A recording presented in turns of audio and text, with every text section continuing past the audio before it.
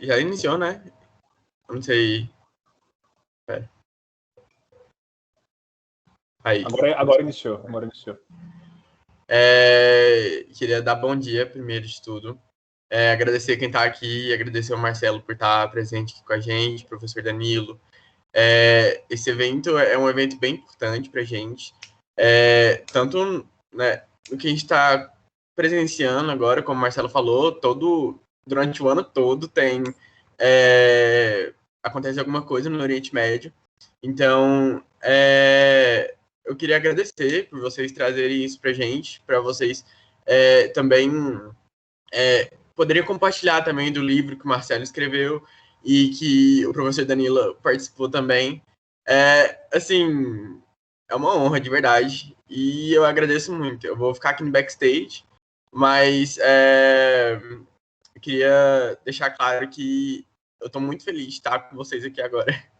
É isso aí, obrigado. Vou passar para o professor Danilo agora. Tá bom. Obrigado, então, Juliano. Antes de começar aqui conversando com você, né, Marcelo, queria parabenizar o Centro Acadêmico aqui do nosso curso, que mais uma vez promove um evento de bastante qualidade. Por qualidade, não estou me inserindo aqui nisso, mas estou trazendo você, Marcelo, sua participação, que eu acho que é fundamental. A gente está aí, né, amanhã.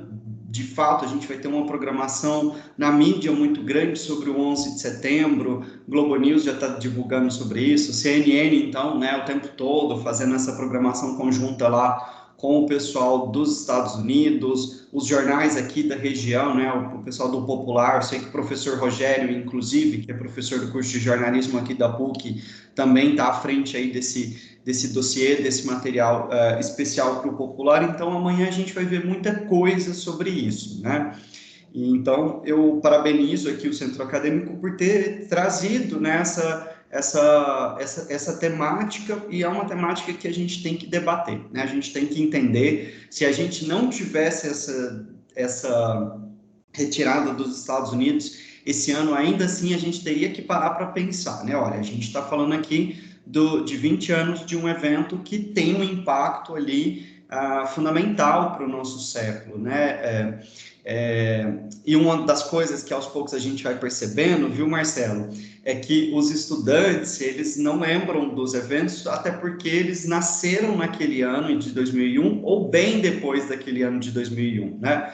Nós já temos estudantes que nasceram depois que a guerra do Iraque de 2003 começou.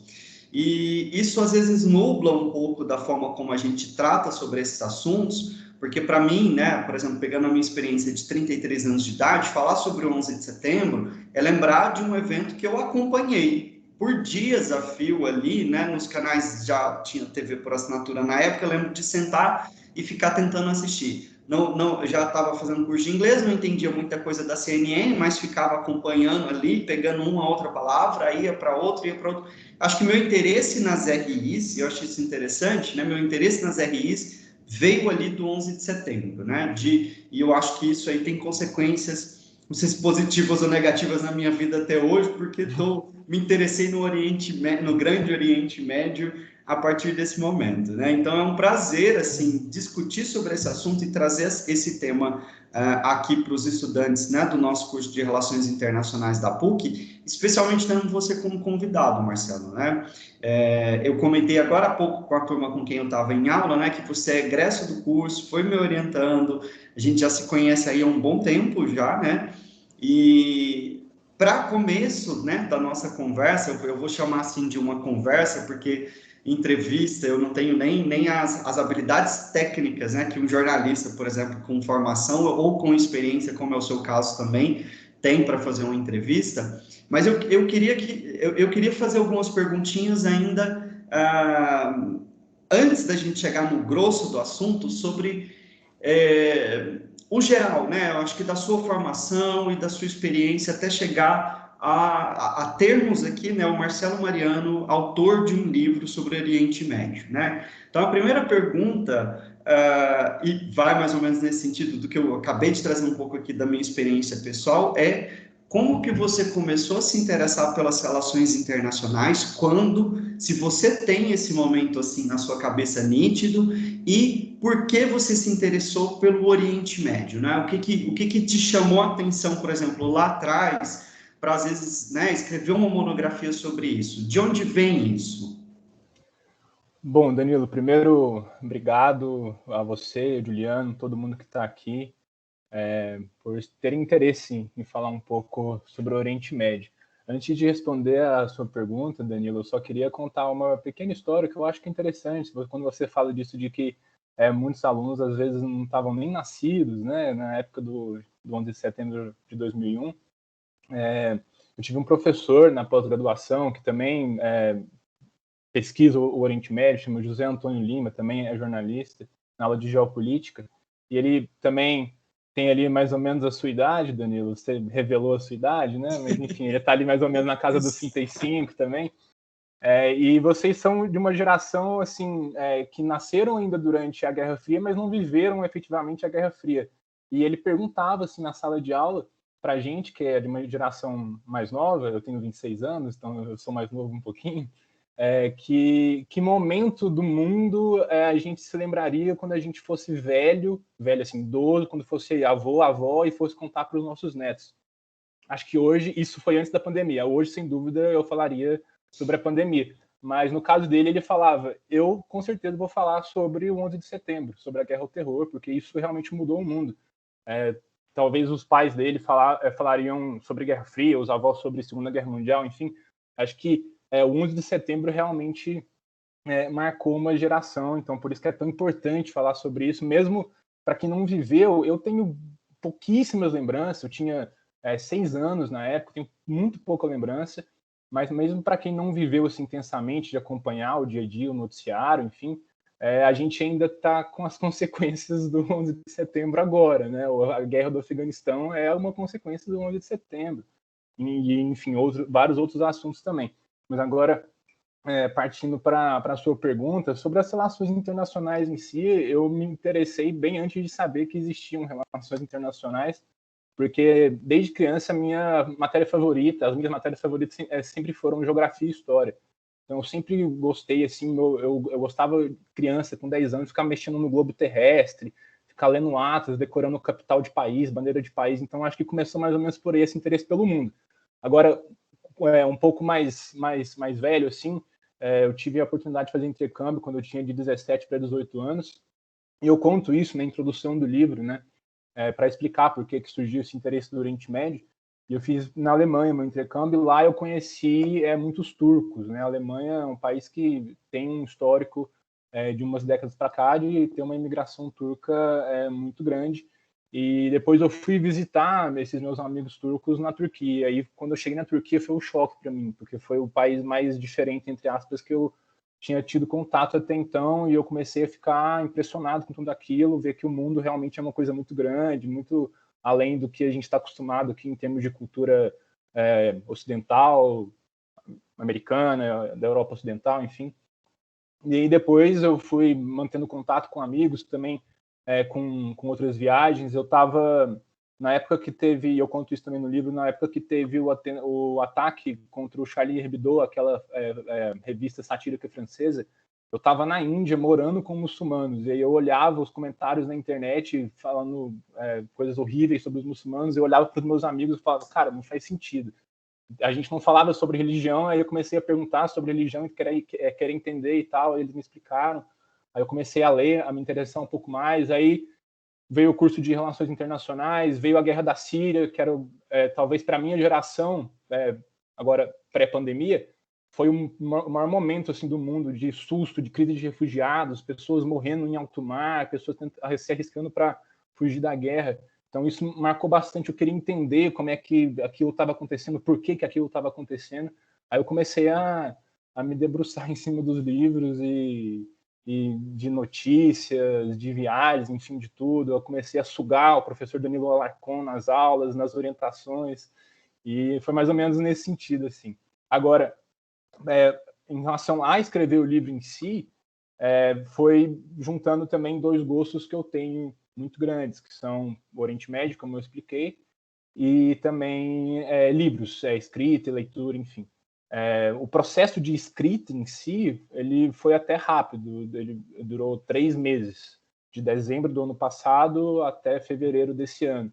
Mas o processo de pesquisa foi de anos, né? Desde, sei lá, 2014, 15, eu sempre tenho lido, separado referências sobre o Oriente Médio, enfim, até algo que eu recomendo aí para quem está na faculdade ainda, guardem seus acervos de pesquisa, porque talvez não para um livro, mas para algum outro momento pode ser importante você ter ali uma base para você consultar com mais facilidade. Porque se eu fosse começar do zero, pesquisar do zero o Oriente Médio para escrever um livro, aí eu ia demorar anos e anos e anos. Mas como eu cheguei, ele já estava tudo pronto em termos de pesquisa, eu só sentei para escrever. Foi basicamente isso.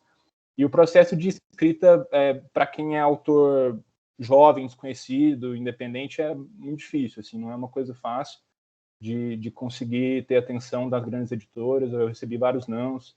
Não é fácil, mas é possível escrever e publicar um livro. É difícil, mas quando a gente olha assim, o livro, nossa, dá um orgulho tremendo, sabe? Então, para quem também tem esse tipo de interesse em leitura, em escrita, eu também recomendo fortemente pensar em escrever um livro algum dia. E depois, se alguém realmente tivesse interesse, eu estou à disposição para falar um pouco dos percalços, das pedras no caminho desse processo de publicação de um livro que, como eu falei, não é fácil, mas é bastante prazeroso. Pegando um pouco dessa questão, né, das dificuldades que você apresenta mesmo sobre a escrita, né, a pesquisa, que, né, de fato acompanhei você na monografia, então sei que você já vinha fazendo pesquisa e leitura, e uma leitura sempre muito crítica e muito detalhada sobre o Oriente Médio já há algum tempo. De onde surgiu essa ideia de fazer um guia em formato de perguntas? Né? Foi uma questão assim que veio de um clique, ou você tinha visto algum livro nesse modelo sobre outro assunto?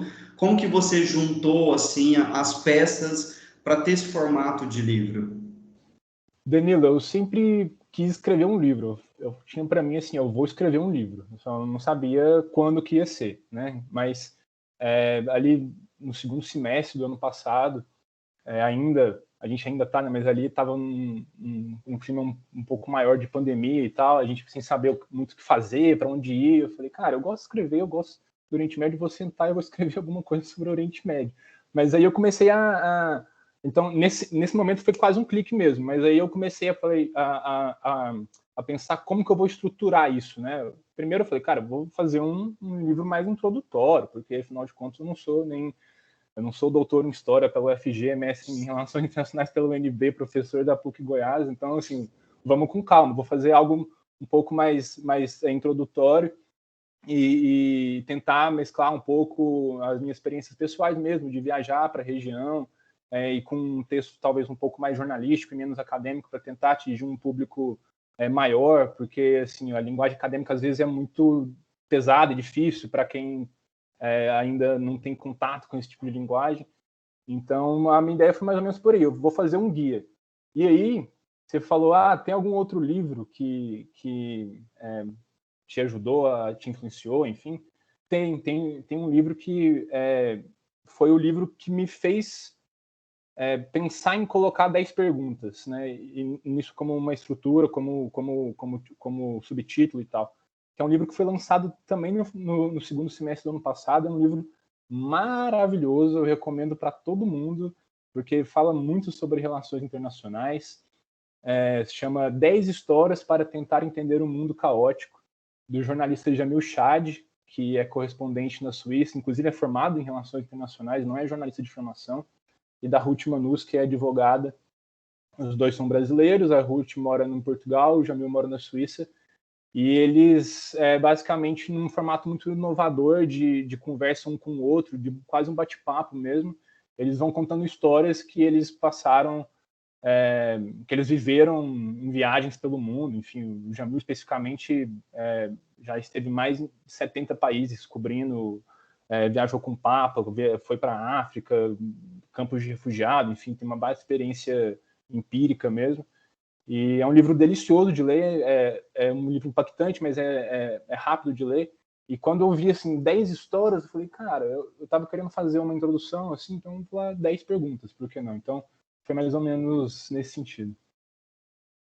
Não, bacana. E puxando o gancho dessa sua resposta, né? A pergunta seguinte seria essa mesmo: quais autores e autoras nesse campo que discutem Oriente Médio você tem e toma como referência contemporaneamente? Danilo, tem um que chama Danilo Alarcon, tô brincando. Não, mas sério, você é uma referência, sempre foi, assim, porque na faculdade, nas aulas e na orientação, eu citei a sua dissertação de mestrado no meu TCC e também no meu livro. Eu não citei a tese de doutorado porque não deu tempo, né? Foi mais ou menos na mesma época, mas talvez também teria citado. Pula essa parte da tese que eu ainda estou traumatizado. Continua no livro. Mas eu vou falar mais assim eu acho que é importante a gente falar de referências brasileiras mesmo, sabe? Porque, enfim, tem muita gente no mundo já falando de Oriente Médio, tem grandes nomes aí, igual o Mehdi Hassan, que é um jornalista também que fala bastante, Farid Zakaria, tem o Reza Aslan, tem, enfim, grandes nomes, mas tentar puxar um pouco aqui a sardinha pro lado brasileiro. Além do Danilo, eu também recomendo os textos, não tem livro ainda, mas eu recomendo os textos do professor que eu citei agora há pouco, José Antônio Lima. Ele está terminando um doutorado na USP também na área de Oriente Médio. Recomendo bastante também a Monique Sochachevski, eu acho que eu falei o nome dela correto, muito difícil. Eu tive algumas aulas com ela também online, uma pessoa maravilhosa, sabe tudo especialmente de Turquia, mas também do Oriente Médio como um todo. Vocês vão ter, inclusive, eu vi aí um evento com a Muna Omran, também tive algumas aulas com a Muna, uma outra referência. Recomendo também um professor da FGV, e doutor em Direito Internacional pela USP, o Salem Nasser. Ele talvez seja o que fuja um pouco mais assim do mainstream, do que a gente vê normalmente, porque ele é muito mais crítico. Às vezes ele dá alguns pitacos na imprensa, mas podem procurar também os textos dele. Ele é um cara muito bom. Ele, enfim, como o próprio nome deixa claro, ele é da região também, se eu não me engano, ele nasceu em Foz do Iguaçu, mas tem família ali do sul do Líbano, ele é muçulmano xiita culturalmente, apesar de não ser praticante. Então tem o Salem Nasser. E na imprensa, eu acho que o Guga Chakra, assim, ele é talvez o que melhor comenta sobre o Oriente Médio mesmo na imprensa. O Guga Chakra, que já esteve aqui com a gente na PUC, né, Danilo, alguns anos atrás. Mas eu acho que essas seriam as principais referências. Não, bacana, bacana. E, assim, eu até faço essa pergunta, né? E aí, com o papel de professor mesmo, né? De incentivar os estudantes a pesquisarem cada vez mais, né? A gente estava fazendo uma aula sobre citação e referência e eu estava falando isso, olha, estudar citação e referência não é perfumaria textual, é entender que a pesquisa tem o contato com as ideias de outros autores e autoras, né? E eu acho super bacana você traz uma lista aqui grande, né, de pessoas que te influenciaram. E Danilo, aí? posso só interromper? Só contar uma rápida história, que eu acho importante. A gente está falando de Oriente Médio e às vezes é algo tão distante, porra, Afeganistão, tá muito longe daqui e tal. Mas meu objetivo aqui agora vai ser tentar trazer um pouco mais essa discussão para a realidade goiana. Além da migração árabe, que é grande aqui em Goiás e tal, tem um fato muito curioso que pouquíssimas pessoas sabem. A gente falou sobre isso esses dias atrás, que em 1964, no dia 26 ou 27 de setembro, agora está prestes a também completar esse aniversário, um senhor chamado Adib Shishakli, que tinha sido presidente da Síria, ele foi morto em Séries, no interior de Goiás. É isso mesmo, o cara foi presidente da Síria, ele fugiu para o interior de Goiás em Séries, cruzou a ponte de Rialma para Séries e foi assassinado por um druso que morava no Distrito Federal. E esse Adib Shishakli, quando ele foi presidente, ele cometeu um massacre contra os drusos. Aí esse druso que morava aqui no Brasil descobriu que ele estava aqui e foi fazer vingança. Mas eu conto isso porque vocês vão ter aí um evento com a Muna Omran, E o pai da Munna Omran foi quem fez a bênção final do corpo do Adib Shishakli antes dele sair do Brasil. Eu lembro quando eu conversei com ela, ela contou essa história, então talvez também ela possa falar um pouco sobre isso. Eu sei que não é o foco, mas tentar mostrar como as coisas acontecem, assim, né? Goiás, Séries e Síria, Oriente Médio. É impressionante, tem alguns casos realmente marcantes, esse, curiosamente, muito pouco conhecido, e agora vai completar, enfim, acho que no dia 26 ou 27 de setembro, aniversário do assassinato do ex-presidente da Síria no interior de Goiás. É isso. Não, é excelente você trazer esse caso, porque eu descobri assim, o assassinato dele por uma postagem dessas páginas do Instagram que fazem, e tem alguns anos, que fazem esses posts históricos, né, sobre Goiânia, Goiás, etc. E eu tenho a documentação do MRE das relações do Brasil com a Síria nos anos 50, justamente que trata um pouco desse período, né? Quem sabe a gente pensa aí depois alguma coisa para um artigo, alguma coisa na mídia, alguma coisa que a gente possa trazer esse caso. Já fica aqui como tarefinha de casa para nós dois. Mas está anotado aqui. Mas vamos lá, né? Você começou a mencionar aqui, agora eu queria trazer um pouco dessa questão do conteúdo em si do livro, né? Porque eu acho que antes da gente entrar, inclusive, nos BOs mais complexos, tem algumas definições que a gente precisa trazer, né? Então, eu queria que você explicasse, né, o que é esse Oriente Médio que você trata no livro aqui. Há várias definições, concepções, etc. Eu queria que você abordasse um pouco sobre isso e trouxesse aquelas clarificações, né? Você falou, por exemplo, do Nasser, né? Do Salim Nasser, do autor, né? Não o Nasser do Egito lá atrás, mas de que é muçulmano xiita culturalmente, né? Do sul do Líbano. Quais que são essas divisões, né? Do Oriente Médio? O que é o Oriente Médio do ponto de vista geográfico e o que é o Oriente Médio, esse Oriente Médio, né? Do ponto de vista humano? Queria que você falasse um pouquinho para nós disso. Danilo, eu acho essa pergunta essencial, até pela questão do Afeganistão que a gente está agora. Porque eu vi assim, muitas pessoas falando que o Oriente Médio que o Afeganistão não está no Oriente Médio. Inclusive pessoas que eu admiro bastante. O próprio Guga Chakra falou isso, que o Afeganistão não faz parte do Oriente Médio. A Adriana Carranca, que é uma outra jornalista também com experiência enorme, já esteve no Afeganistão, também falou isso. Basicamente, eles falam que o Afeganistão está na Ásia Central. Eu discordo um pouco, e eu explico isso no livro. Eu acho que dá para falar que o Afeganistão está ao mesmo tempo na Ásia Central e no Oriente Médio, porque o Oriente Médio não é um continente. Não é África, Ásia, Europa. Você não sabe onde começa e onde termina. Não tem uma definição completamente exata. E aí eu dou duas justificativas pelas quais eu considero que o Afeganistão faz parte do Oriente Médio, sim. A primeira é que a primeira menção ao termo Oriente Médio foi do ano de 1900. Essa não foi a menção mais famosa. 2 anos depois, em 1902, houve uma outra menção em outro texto que, digamos, trouxe ao mundo, popularizou o termo Oriente Médio. Mas em 1900, um texto que falava sobre as relações internacionais do Oriente Médio, em resumo. Nesse texto, o Oriente Médio dizia respeito, segundo o autor, à Pérsia, atual Irã, e ao Afeganistão. Portanto, o Afeganistão está presente na primeira menção ao termo Oriente Médio. Além disso, eu considero impossível a gente falar de Oriente Médio hoje sem falar do que aconteceu no Afeganistão a partir de 1979. Depois a gente pode entrar em detalhes sobre isso, mas foi a partir dali que a gente teve a criação da Al-Qaeda, a criação do Talibã e, consequentemente, toda essa conjuntura de terrorismo. Possivelmente não teria tido 11 de setembro se não tivesse Al-Qaeda, e não teria tido Al-Qaeda se não tivesse tido esse período do Afeganistão que a gente falou a partir de 79. E aí, depois do 11 de setembro, talvez não, se não tivesse tido 11 de setembro, talvez não tivesse tido a invasão do Iraque, talvez não tivesse tido o Estado Islâmico, enfim.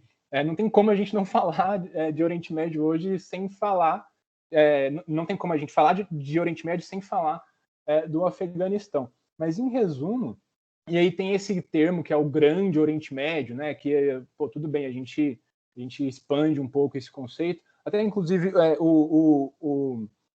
voltando aqui, quando houve essas primeiras menções, né, essas menções eram do ponto de vista europeu e americano, ocidental, né? Então, assim, para quando a gente fala em Oriente, está a Oriente de algum lugar, no caso da Europa e dos Estados Unidos. Mas, por exemplo, se você tá na Índia ou na China, você olha no mapa mundi, no plano cartesiano que a gente conhece, a Arábia Saudita e o Irã estão no Ocidente para essas pessoas, estão ao Ocidente da Índia, ao Ocidente da China. Então, é importante ter em mente que foi um conceito criado a partir do Ocidente. E inicialmente, a Turquia não fazia parte da região do Oriente Médio. A Turquia era o Oriente Próximo. Você tinha o Extremo Oriente, que era a China, você tinha o Oriente Médio, que é essa região aí que a gente está tentando definir, e você tinha a Turquia, que era o Oriente Próximo. Mas hoje a Turquia, claro, faz total parte do Oriente Médio. Então, assim, os conceitos vão evoluindo, e no meu livro eu adoto um conceito bastante amplo. Eu basicamente incluo como Oriente Médio tudo aquilo que vai do Marrocos ao Paquistão. Eu acho que dá para contestar alguns países ali que eu incluí, mas em geral eu incluí países que são de maioria muçulmana, com exceção de Israel. É o único país desse escopo aí que não é de maioria muçulmana. E países, a maioria desses países é de países de maioria árabe. Tem outras exceções, o próprio Israel também é uma exceção, não é um país de maioria árabe, é um país de maioria judaica. Você tem a Turquia, que não é árabe, que é turca. Você tem o Irã, que é persa, não é árabe. Você tem o próprio Afeganistão, que não é árabe, que a maioria étnica do país são os pashtuns. E você tem também minorias étnicas que não fazem maioria em nenhum país, como os curdos, que estão presentes. Tem 30 milhões de curdos, mas eles não são maioria em nenhum país. Então, assim, o Oriente Médio, do ponto de vista humano, seria mais ou menos isso, né? Você tem uma maioria muçulmana e árabe, que são duas coisas diferentes. Muçulmana é religião, árabe é etnia. Mas você tem minorias. Tem, claro, também cristãos. O próprio presidente do Líbano, Michel Aoun, é um muçulmano, é um árabe cristão. Então, você tem a separação muito clara entre religião e etnia. No Irã, o presidente que assumiu agora, o Ebrahim Raisi, e também todos aqueles outros que vieram antes, são persas, e não árabes, muçulmanos.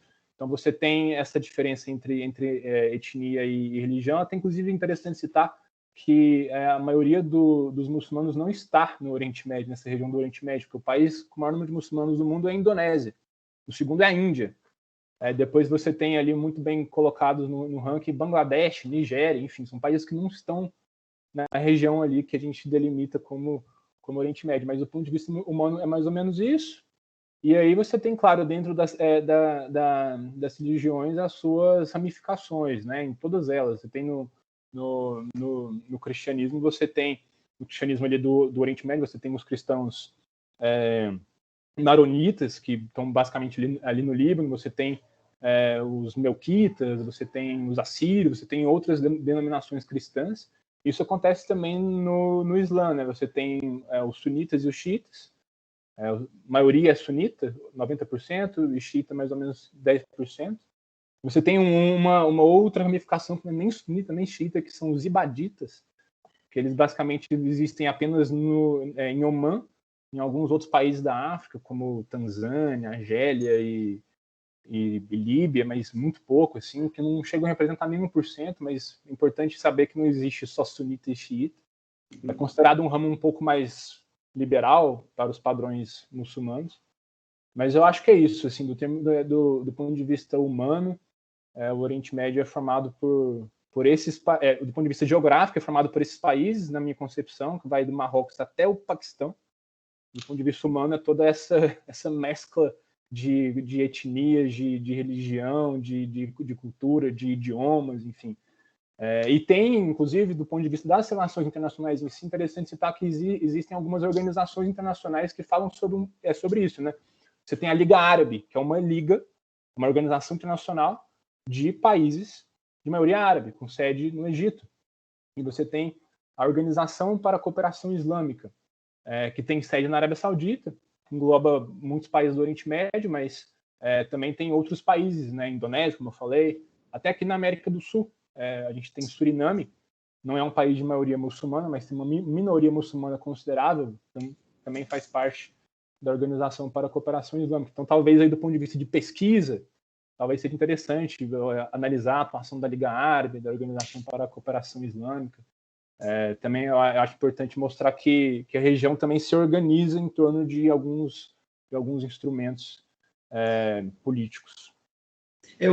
Você traz essa questão do Afeganistão, né? Eu acho que o Afeganistão ele representa bem essa complexidade muito intrínseca aos fenômenos internacionais, né? Porque dá para a gente pensar o Afeganistão imerso por completo nessas dinâmicas da Ásia Central, né? E compartilhando fronteiras e problemas com todos os seus vizinhos, mas, como você disse, né? Não tem como a gente discutir o problema do fundamentalismo islâmico, do radicalismo, e inclusive, né, toda uma aproximação dos árabes com os paquistaneses e os afegãos, especialmente com a etnia Pashtun, né, nessas disputas. Acho que a confusão às vezes vem disso, né, de associar o Oriente Médio com os árabes, mas essa definição ela fica capenga, porque ela excluiria Israel, que está ali no meio, né, e o Irã e a Turquia, que estão diretamente inseridos nessa dinâmica do Oriente Médio, e também pensar e associar o Oriente Médio com muçulmanos também ficaria uma definição inapropriada, porque também excluiria Israel, e tem países com maioria muçulmana que estão, evidentemente, né, no continente asiático, então, na dinâmica asiática, né? Então, eu gostei eu acho interessante essa forma que você faz essa contextualização, complexificando a situação e para pensar, olha, se as dinâmicas humanas e históricas estão tão relacionadas, a gente não pode pensar, por exemplo, o Afeganistão sem olhar para o Oriente Médio, né? Não tem como, pura e simplesmente, jogar ele para lá. Importante, Danilo, desculpa interromper mais uma vez, justamente com base nessa complexidade toda que a gente falou aqui agora, eu falo isso também no livro com muita força, eu acho, não dá para generalizar. É muita gente para falar, olha, todo mundo é assim, todo mundo é assado. Por exemplo, só os muçulmanos, você tem ali quase 1,5 bilhão de muçulmanos. Como é que você generaliza 1,5 bilhão de pessoas? É impossível, não tem como. É literalmente impossível. São extremistas. O Estado Islâmico, no seu auge, ele chegou a ter 30 mil combatentes. 30 mil para 1,5 bi é uma diferença, eu acho que considerável. Dá uma grande diferença. Então não tem como generalizar. E da mesma forma que os muçulmanos da Arábia Saudita ou do Irã, que são dois países considerados mais radicais, mais extremistas, eles são bem diferentes dos muçulmanos da Turquia ou do Líbano. Só assim, eu não quero... Eu também cito isso no livro, assim, mas eu não quero discutir o direito ao aborto em si. Mas na Tunísia, o aborto ele é legalizado antes dos Estados Unidos. Os Estados Unidos são tidos como uma referência de liberdades, enfim, do mundo ocidental, mas a lei tunisiana do aborto ela é mais antiga do que nos Estados Unidos. E, inclusive, alguns estados dos Estados Unidos, estados mais conservadores, tal, Texas, né? Eles têm leis, nesse caso do aborto, por exemplo, muito mais rígidas do que até mesmo a Arábia Saudita. O Islã, de alguma forma, dá alguma brecha ali para poder realizar o aborto até um número específico de semanas e tal. Da mesma forma que, enfim, igual eu falei, não dá para generalizar. No Líbano, você tem uma vida noturna muito ativa. Eu não sei se você já foi no Líbano, Danilo, mas se você foi, com certeza... você viu essa vida noturna libanesa ali de Beirute e tal. Você tem mulheres indo e vindo sem véu, se quiserem usar o véu com véu, enfim, o que elas quiserem. É diferente, não dá para você colocar todo mundo no mesmo pacote, não tem como. Da mesma forma que em vários países de maioria muçulmana, várias mulheres também chegaram ao poder, enquanto em alguns países ocidentais elas nunca chegaram nem perto do poder. Então, você tem várias muçulmanas que foram presidente ou primeira-ministra. Isso também não quer dizer que elas sejam necessariamente livres nesse país. Você tem, claro, uma questão muito difícil da situação das mulheres em alguns países muçulmanos, mas é só para mostrar que não é tão fácil assim você colocar todo mundo dentro do mesmo pacote, né? Tem muita diferença. Mas eu acho excelente esse exemplo que você traz da questão das mulheres na política, né? Porque eu acho que o que rodeia o Oriente Médio e essa noção do mundo muçulmano no geral são os estereótipos criados dentro daquela questão que o Edward Said discute, né, do orientalismo.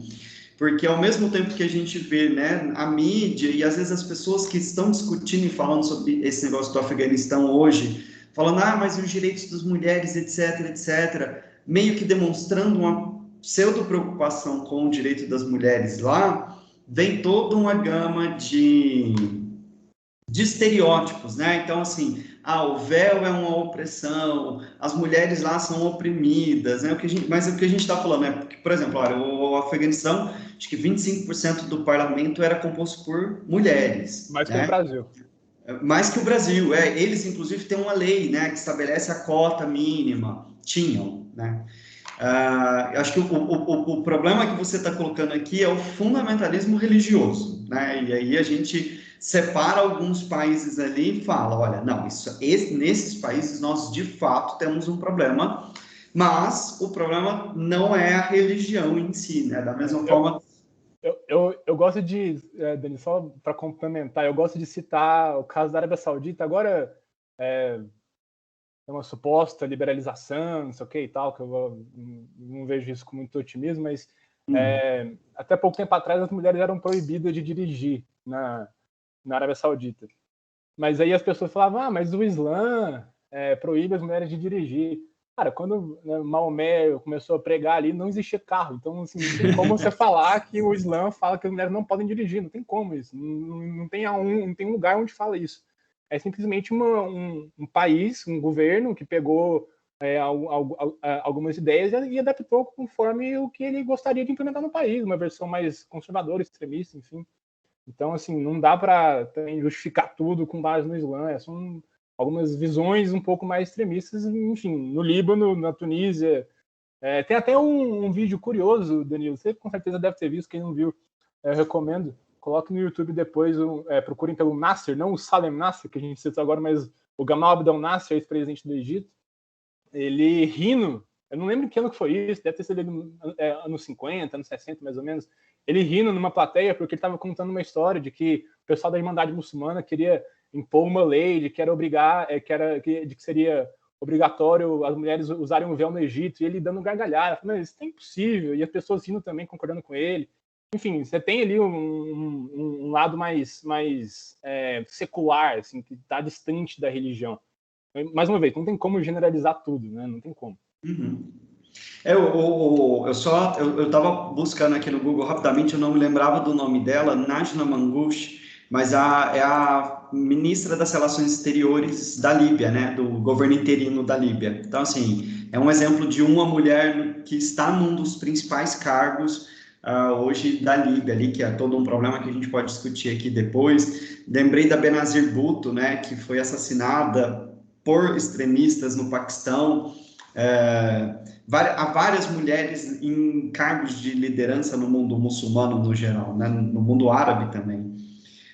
Então, assim, pegando essa ponte, né, continuando, acho que um pouco da nossa conversa, e aí vem a pergunta, né? Claro que a gente tem, efetivamente, e aqui a gente foca no problema do fundamentalismo islâmico, porque a gente está discutindo o Oriente Médio. A gente poderia fazer aqui uma fala sobre fundamentalismo em todas as religiões. A gente tem convivido um pouco mais de perto com noções fundamentalistas e radicais dentro do próprio cristianismo, né? O que não é nenhuma novidade também, mas eu queria que você explicasse para a gente, então, um pouco o que é esse contexto, né? Mapeasse um pouco do fundamentalismo ou do radicalismo islâmico, né? Como que ele está relacionado com o Irã, com a Arábia Saudita, com as dinâmicas locais, porque a gente às vezes usa na língua portuguesa, né, a expressão, você está sendo muito xiita, para tentar sintetizar e simbolizar alguém que está sendo muito radical. De onde que isso vem? O que é esse fundamentalismo religioso, enquanto um problema relacionado a estados, mas também enquanto um problema transnacional do Oriente Médio? Queria que você discutisse isso um pouco para a gente, Marcelo. Tá. Tem um autor americano chamado David Rappaport. Ele fala sobre as ondas de terrorismo na história. Não vou entrar em detalhes, mas você tem a onda anarquista, a onda nacionalista, a onda da nova esquerda, enfim. Aí ele coloca a partir de 79 a onda do terrorismo religioso, que tem, nessa onda específica, o Islã como principal destaque, nesse caso um destaque negativo, é claro.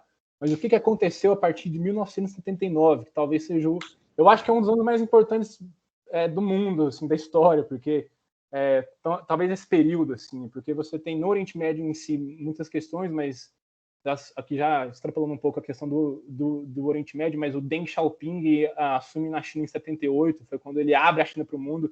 Se não fosse isso, a China não seria hoje o que ela é. E tem outros fatos históricos também, mas especificamente no Oriente Médio, tem vários, mas dá para destacar dois. Primeiro, a Revolução Islâmica no Irã, que foi nesse mesmo ano, e a invasão soviética do Afeganistão, que também foi em 79. Vou começar pela Revolução Islâmica do Irã, que foi uma revolução contra uma ditadura que existia no Irã, a ditadura do Shahs, que era pró-Ocidente, era um pró-Ocidente, mas era uma ditadura também, né? E era uma ditadura mais secular. E você teve ali um movimento religioso que derrubou o governo do Shahs. E esse é um movimento religioso com uma versão bastante extremista. E aí, a minha visão, a minha leitura é que a partir daí você tem... e aí é um movimento xiita, né? No Irã é um movimento xiita. E aí é a partir daí que você tem a noção... No Brasil, talvez, eu acho que seja o único país, eu não conheço nenhum outro país que considere isso, de ver o xiita como extremista. Eu considero que o ponto de partida é justamente aí, na Revolução Islâmica, por tudo que ela gerou de repercussão midiática e tal. Mas isso não é verdade, porque você tem moderados e extremistas tanto no xiismo quanto no sunismo. Inclusive, o Talibã é sunita, o Estado Islâmico é sunita, a Al-Qaeda é sunita, o Boko Haram é sunita. Então, mas não dá para falar que os sunistas são extremistas também, é só uma vertente específica. E aí, em 79, no Afeganistão, você tem invasão soviética do Afeganistão. Não vamos entrar em detalhe nos motivos da União Soviética para invadir o Afeganistão, mas basicamente, no contexto de Guerra Fria, os Estados Unidos apoiaram grupos locais no Afeganistão que eram contra os invasores soviéticos. Esses grupos eram chamados mujahidins, ou guerreiros santos. O problema é que esses guerreiros santos, esses mujahidins, eram extremistas religiosos. Entre eles um tal de Osama Bin Laden, que eu acho que todo mundo conhece. E aí, os Estados Unidos financiam, treinam, equipam, enfim, de alguma forma estruturam esses grupos. A Al-Qaeda nasce aí, o Talibã nasce um pouco depois, em 94, mas os seus militantes eles realmente se estruturaram durante a invasão soviética do Afeganistão, que terminou em 89. E aí, a partir daí, você tem um novo player enorme quando a gente fala de terrorismo islâmico, que é a Al-Qaeda.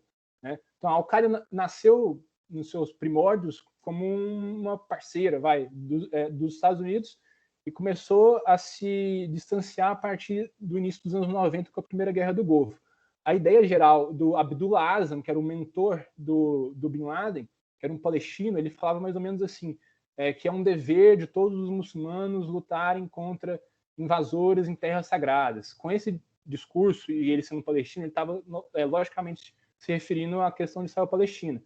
Mas esse discurso ele foi exportado para o Afeganistão, como o Danilo falou, muitos árabes acabaram indo para o Afeganistão para lutar junto com esses mujahidins, entre eles o próprio Bin Laden, que é um saudita, um árabe saudita, ele não é afegão, ele é saudita.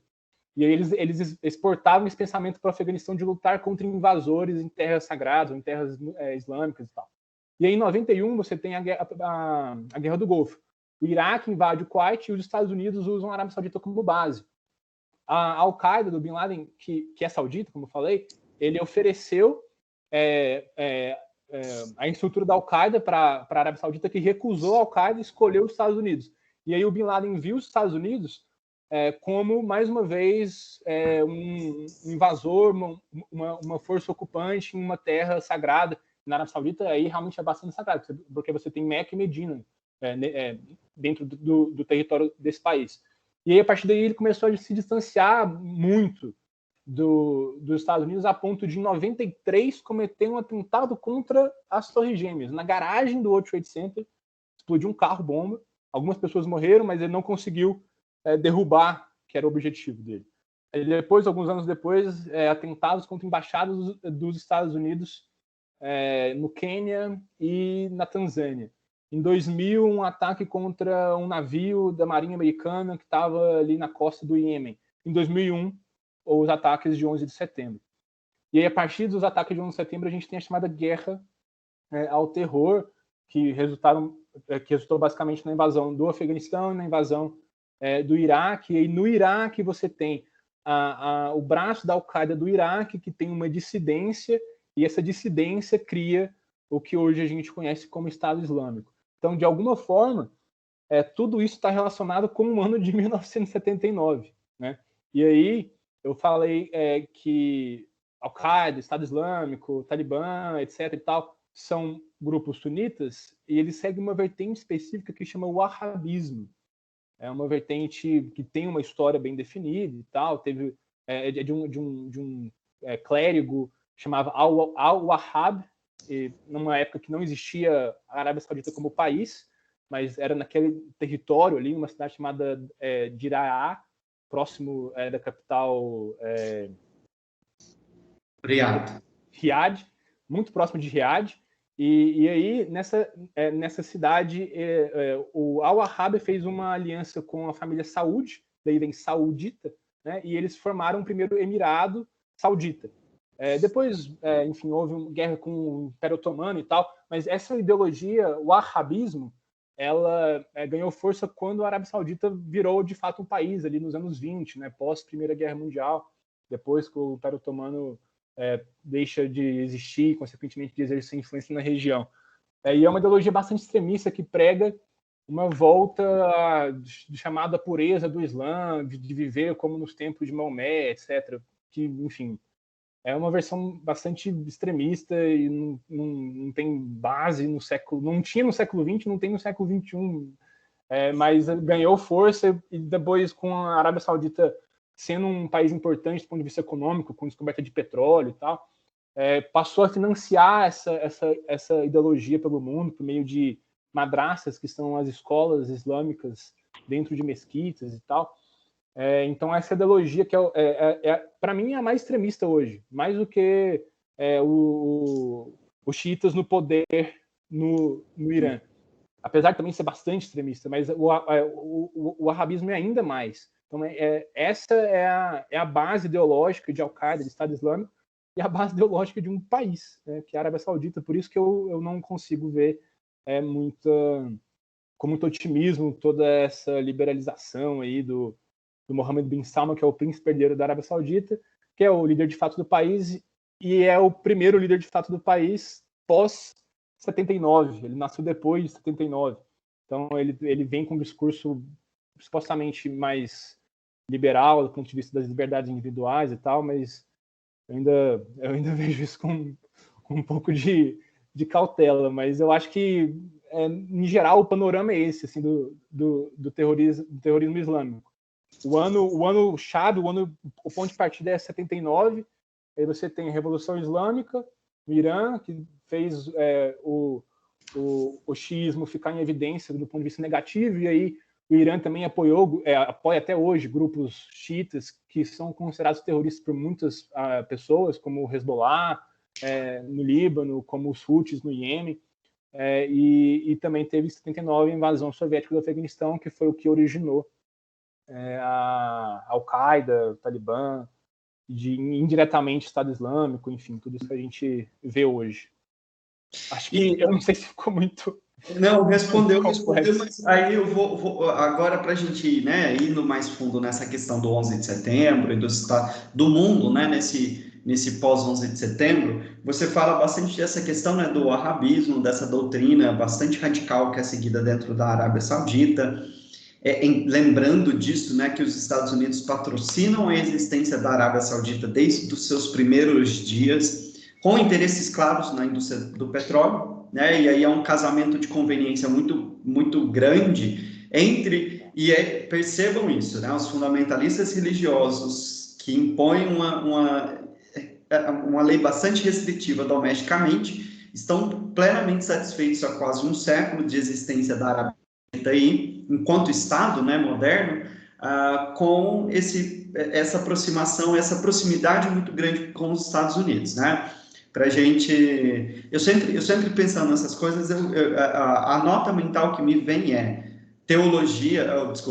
uma teocracia não é legal, ponto. Independente da vertente religiosa, a gente foge dela.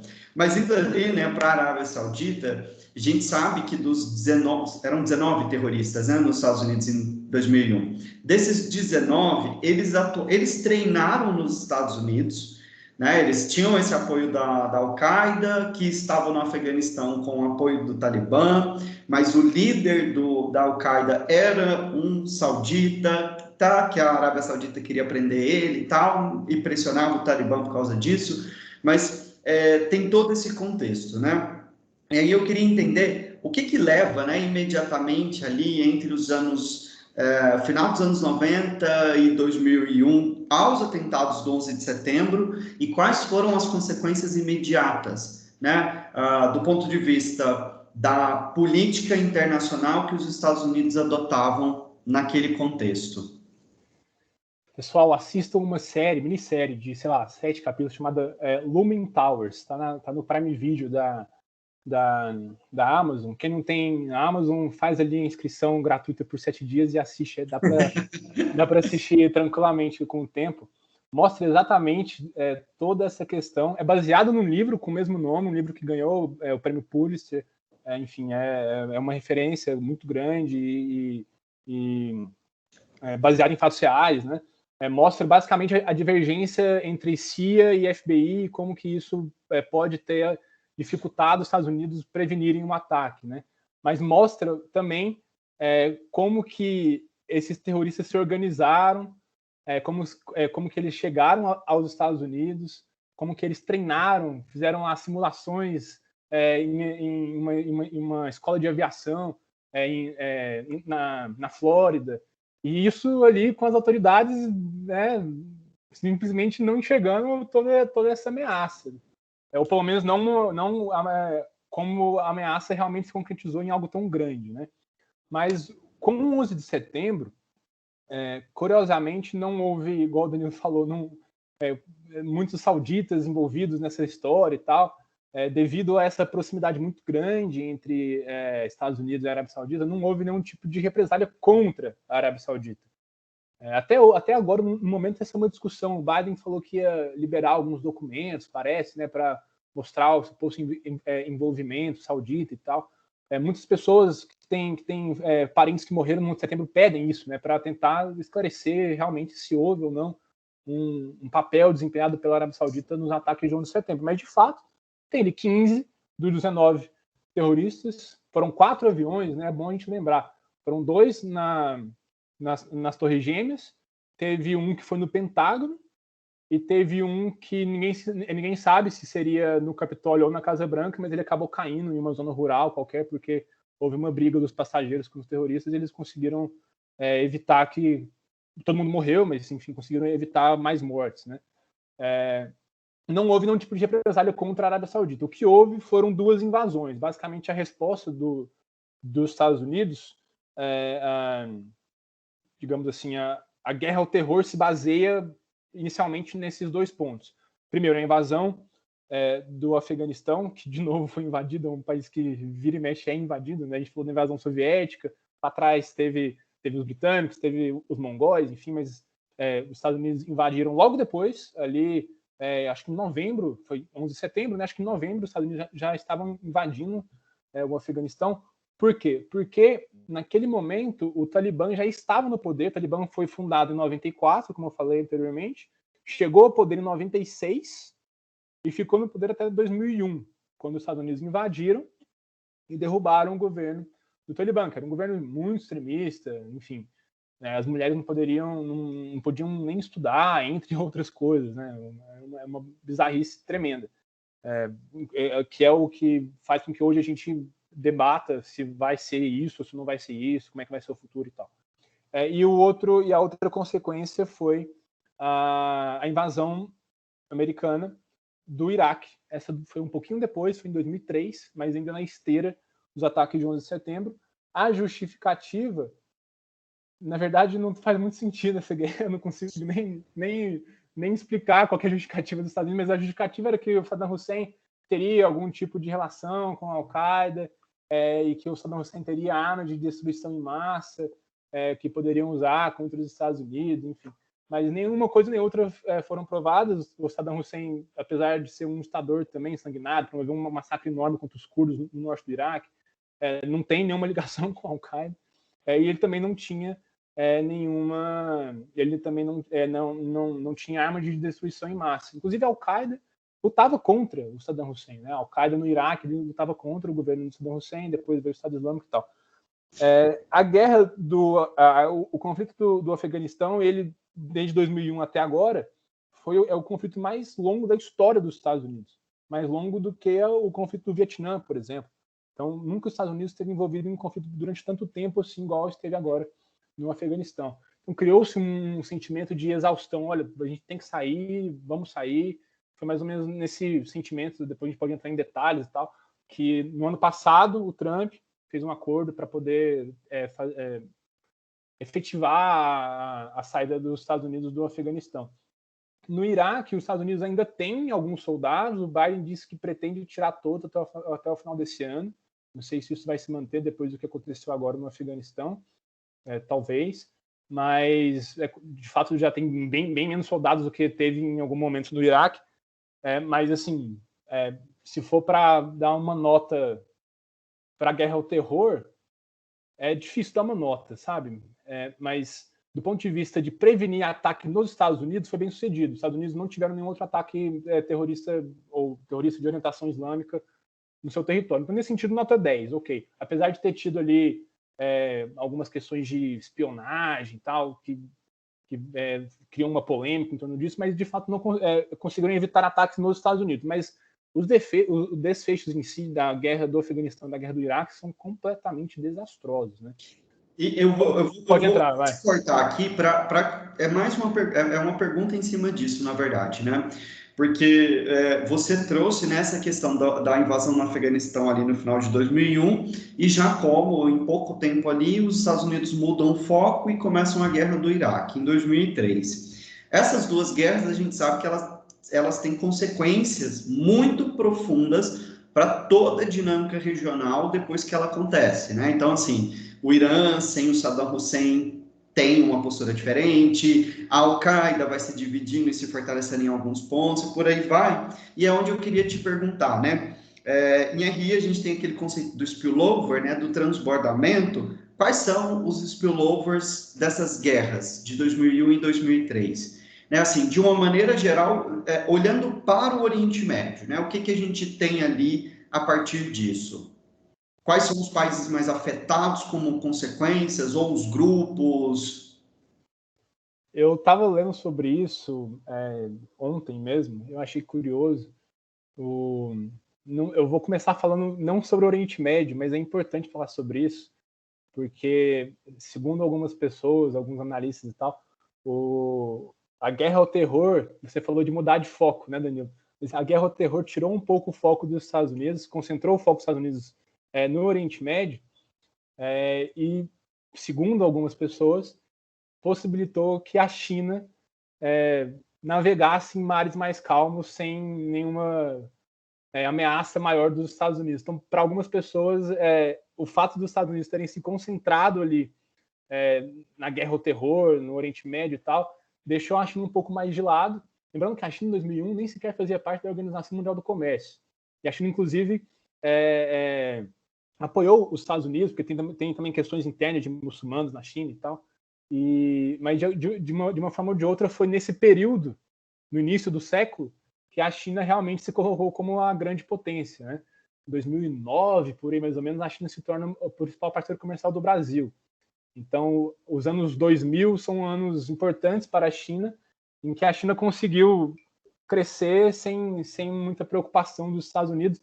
Depois vem o Obama com aquele pivô para a Ásia e tal, mas, de fato, ali nos anos 2000, a China não era a prioridade de política externa dos Estados Unidos, era o Oriente Médio, né? Agora, voltando para a região em si. Eu considero, primeiro, em relação às duas invasões em si, acho importante analisar o Irã. Se a gente olha o mapa, a gente vê que o Irã está faz fronteira justamente de um lado com o Iraque, do outro lado com o Afeganistão. Imagina você, governo iraniano, você olha o seu vizinho, Iraque, sendo invadido pelos Estados Unidos, o seu vizinho, Afeganistão, sendo invadido pelos Estados Unidos, você fala, o próximo sou eu.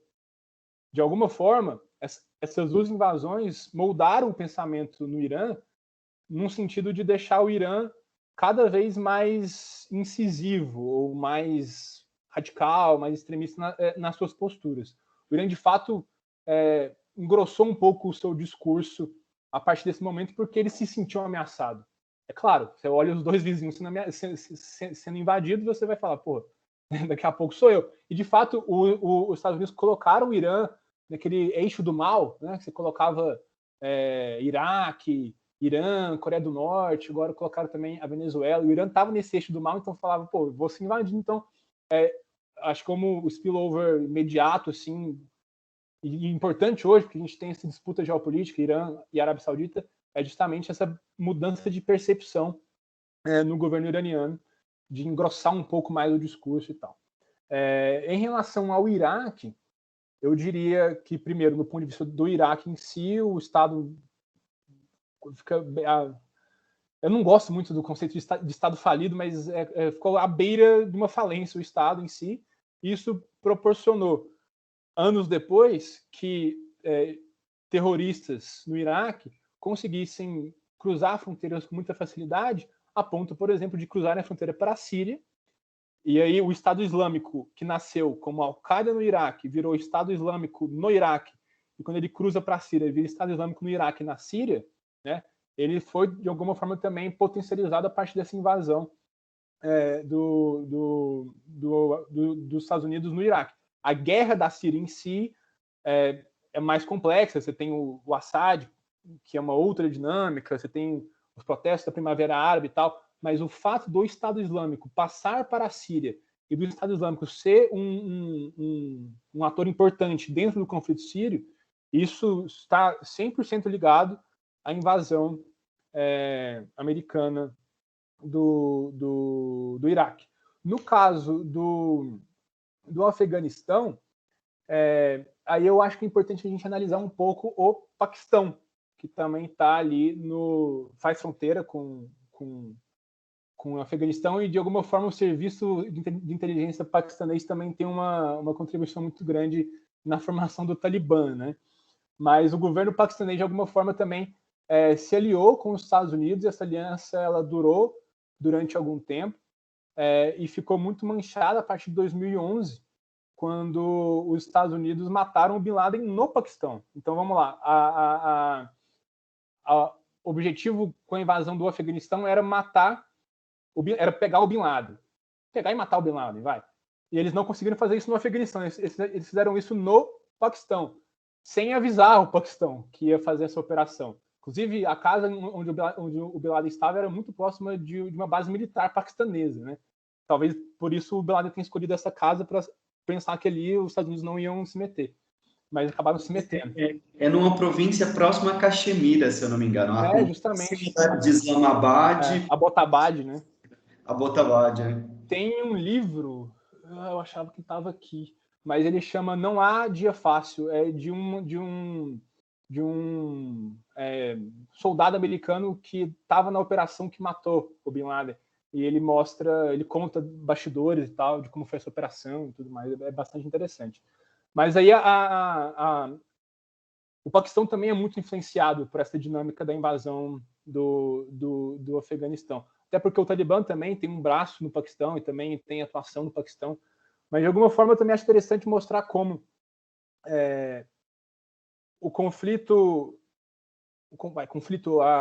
a rivalidade que existe entre Paquistão e Índia também ficou um pouco de lado como prioridade americana. Igual eu falei da questão da China, né? Também ficou um pouco de lado porque ali naquela região, Afeganistão, Paquistão, Índia, Caxemira e tal, o foco dos Estados Unidos era justamente o Afeganistão. Então a Índia ficou um pouco mais de lado nesse sentido, e agora isso muda um pouco, porque os Estados Unidos veem a Índia como um parceiro importante para conter a China, né? Mas, enfim, eu acho que eu expandi demais já.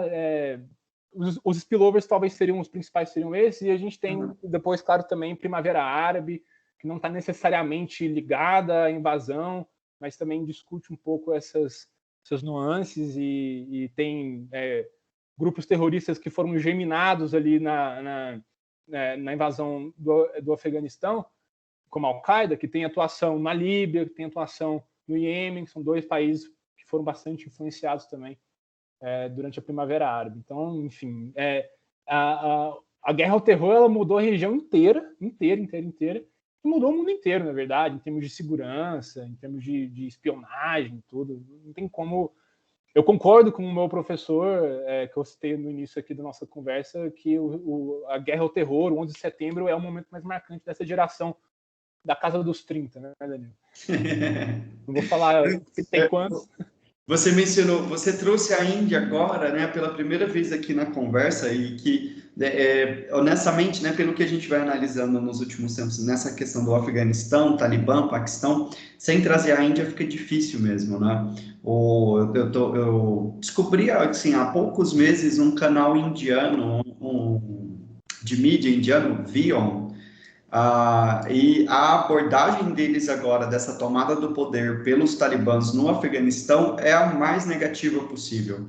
Que a Índia estava tentando construir uma ponte de parceria com o Afeganistão, já que a China e o Paquistão têm construído essa parceria, né, dentro da Belt and Road Initiative. Então a Índia estava tentando fazer essa ponte do outro lado. E agora, com os talibãs no poder, isso muito provavelmente vai por água abaixo. Então, é uma abordagem, assim, às vezes até bastante rancorosa com tudo que está acontecendo no Afeganistão. Eu deixo aqui como sugestão. É interessante, assim, ver essa leitura. Importante, Danilo, citar o seguinte, que o atual governo indiano, ele é nacionalista religioso, nacionalista hindu, né? E tem uma minoria muçulmana enorme na Índia, de cerca de 15%. Quando a gente fala de 15% de 1,3 bilhão de habitantes, a gente está falando de um Brasil inteiro de muçulmanos na Índia. É muita gente, é muito muçulmano na Índia. E eles também têm algum tipo de receio de ter algum reflexo nesses muçulmanos que moram na Índia. E principalmente na região da Caxemira, como você falou, que inclusive, para a Índia, a Caxemira é da Índia, uma polêmica isso, enfim, mas a Caxemira faz fronteira com o Afeganistão. Então, tudo bem, uma região montanhosa, difícil e tal, mas tá ali, tá na região. Ok. Bom, Marcelo, eu acho que essa questão do transbordamento da dinâmica regional, eu acho que ficou muito claro, na verdade. E aí a pergunta seguinte vem agora um pouco trazendo para essa análise desses últimos passos dos Estados Unidos e que foi essa retirada aí bastante apressada. Primeiro, eu queria uma avaliação sua sobre aquele discurso do Biden, aquele primeiro. A gente chegou a conversar um pouquinho sobre isso. Eu tenho uma opinião bem dura sobre isso também, mas eu queria a sua avaliação, né? E como, né, um ponto, uma questão secundária em relação a esse discurso é essa questão da democracia. A gente viu, né, ali no começo do governo do Bush que eles justificaram muitas dessas ações em termos de exportação da democracia. Inclusive tem uma bibliografia extensa nos anos 2000, essa primeira década do século XXI, sobre exportação da democracia. É possível ou não é exportar democracia? Quando que os Estados Unidos tentaram fazer isso lá no Oriente Médio? Deu certo, não deu certo, etc. Ou seja, tinha-se ainda essa perspectiva. Como que essa questão da democracia fica, né, na política externa dos Estados Unidos para o Oriente Médio nesses últimos 20 anos? Quais são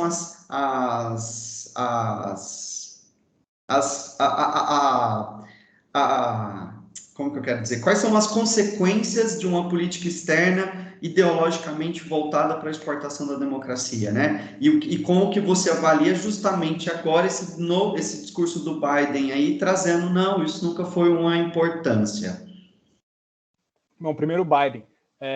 Só retomando, no ano passado o Trump fez o acordo, ele fez as bases do acordo, o Trump queria retirar as tropas americanas até o Natal do ano passado, estava ali num contexto de campanha eleitoral, então isso para ele seria um ativo, porque havia um sentimento de que nos Estados Unidos de que ninguém queria mais essa guerra, então ele usou isso como uma propaganda eleitoral também, mas enfim, não tinha como você fazer isso até o final do ano passado. Depois, quando o Biden assumiu, ele levou o acordo adiante e começou a fazer a retirada em maio. Os Estados Unidos, para mim, falharam na minha visão, não falham em se retirar do Afeganistão. Eu sou muito crítico em relação às intervenções dos Estados Unidos, mas eles falharam em como eles se retiraram do Afeganistão.